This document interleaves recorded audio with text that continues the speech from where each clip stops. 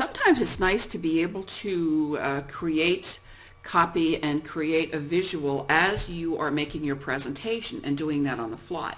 And some webinar programs have some built-in annotation tools, things that you can use to illustrate your points, but you don't really need to do that. That isn't necessary. What I have here is just a plain screen for my Paint. It's just a free software that I have on my PC. It came included. Macs have the same thing.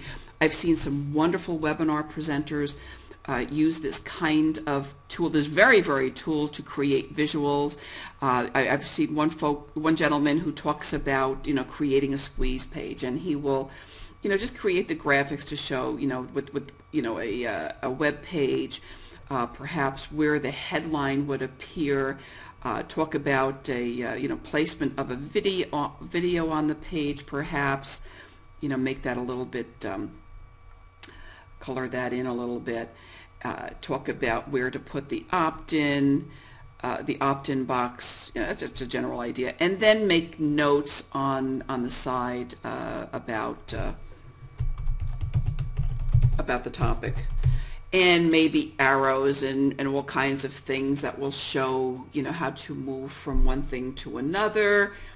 Some of the things that that people might want to do. So Paint becomes a really interesting thing to do, to work with.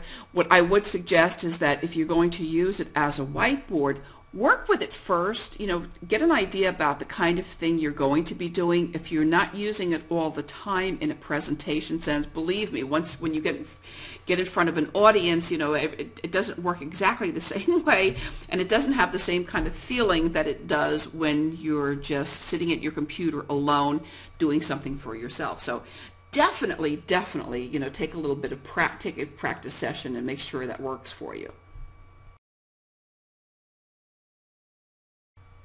Sometimes the best tools that we have are right under our nose, and there's no reason that you have to go out and do something terribly fancy if you want to put together a collaborative document with the people in your webinar. You don't have to look further than Word, to be honest with you. So don't worry about having something really fancy, some really amazing annotation tool, because you've got Word. You can create a list, you can create a collaborative document with feedback from your audience.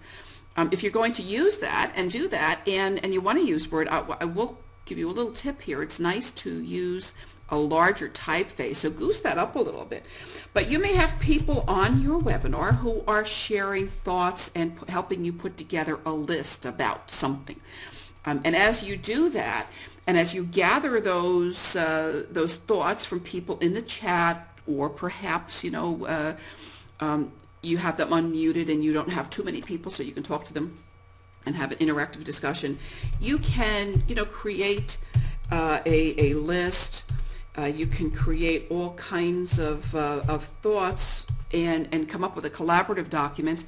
Then you can save the document, you can share it with the people who are present on the webinar, and voila, you have it. So don't worry about things being perfect or real advanced. You just use what you have, and just use what you have in a virtual working environment, and you've got everything you need right there.